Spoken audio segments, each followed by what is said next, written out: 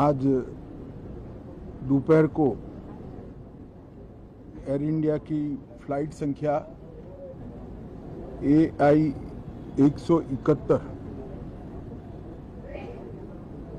दुर्घटनाग्रस्त हुई और कई पैसेंजर इसके अंदर हताहत होने की संभावनाएं हैं। इस घटना से पूरा देश क्षुब्ध है और पूरा देश एक साथ पूर्ण संवेदनाओं के साथ ये जो दुर्भाग्यपूर्ण हादसे में पैसेंजर हताहत हुए हैं, इनके परिजनों के साथ खड़ा है। सबसे पहले मैं भारत सरकार, गुजरात सरकार, भारत सरकार के प्रधानमंत्री जी और गुजरात सरकार की ओर से भी जो लोग हताहत हुए हैं, इनके परिजनों के प्रति गहरी संवेदना व्यक्त करता हूं। 10 ही मिनटों में हादसे के भारत सरकार के पास सूचना पहुंची। तुरंत ही मैंने मुख्यमंत्री जी, यहां के गृह मंत्री, होम डिपार्टमेंट के control room, civil aviation department, civil aviation मंत्री, सभी से संपर्क किया। प्रधानमंत्री जी का भी तुरंत ही फोन आ गया और भारत सरकार और गुजरात सरकार के सभी डिपार्टमेंट एक साथ होकर राहत और बचाव कार्य में लगे। इस विमान में कुल मिलाकर 230 यात्री देश के और विदेश के और 12 क्रू मेंबर सवार थे। इसमें से एक यात्री का बचने का अच्छा समाचार मिला है, मैं उनको मिलकर आया हूं। मृत्यु का आंकड़ा तो DNA परीक्षण और यात्रियों की पहचान के बाद ही अथॉरिटी अधिकृत रूप से घोषित करेगी, मगर जो यात्री बचा है उसको मैं मिलकर आया हूं। घटना के तुरंत बाद गुजरात सरकार ने बहुत त्वरा से डिजास्टर मैनेजमेंट की सारी इकाइयों को अलर्ट करते हुए, चाहे हेल्थ डिपार्टमेंट हो, चाहे फायर ब्रिगेड हो, चाहे पुलिस विभाग हो, भारत सरकार की भी CAPF को संपर्क कर सभी ने एक साथ मिलकर राहत और बचाव का कार्य चालू किया।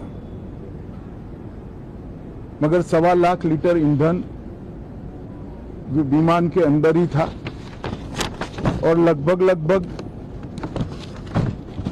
गर्मी, तापमान इतना ऊंचा हो गया कि किसी को बचाने की मौका ही नहीं मिला।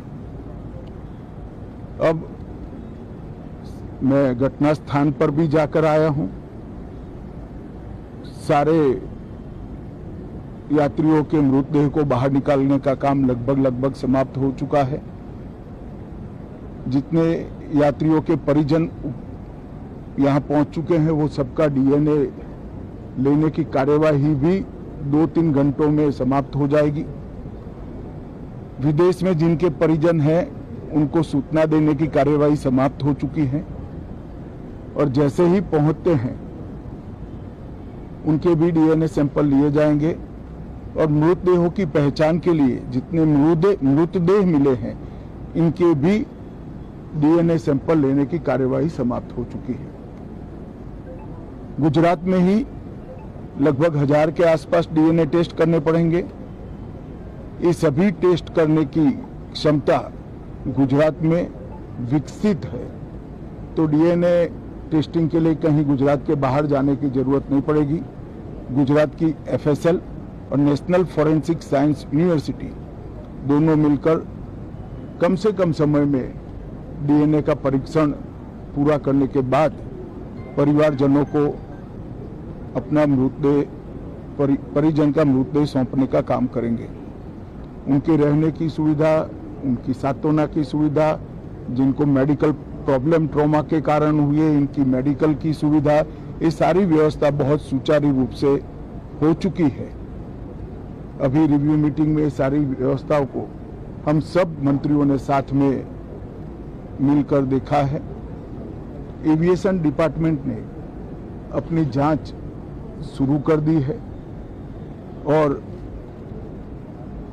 जांच तेजी से आगे बढ़े इसके लिए भी एविएशन मंत्री जी ने सूचनाएं दी है। मैं फिर से एक बार राहत काम में जिन जिन एजेंसियों ने त्वरा के साथ बचाव और राहत का काम किया वो सभी का धन्यवाद करना चाहता हूं और फिर से एक बार जिन्होंने अपने परिजनों को गंवाया है, हताहत हुए हैं, वो सभी को मनपूर्वक संवेदनाएं व्यक्त करता हूं। मैं एक बात जरूर कहना चाहता हूं कि ये एक्सीडेंट है, एक्सीडेंट को कोई रोक नहीं सकता,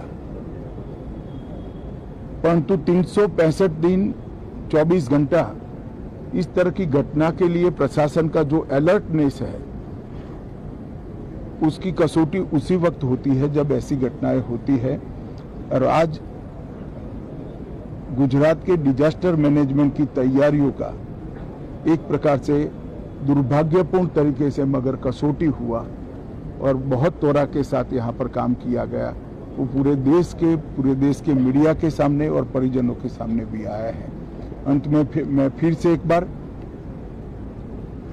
सम्माननीय प्रधानमंत्री नरेंद्र मोदी जी की ओर से, भारत सरकार और गुजरात सरकार की ओर से सभी हताहत लोगों के परिजनों के प्रति गहरी संवेदना व्यक्त करता हूं।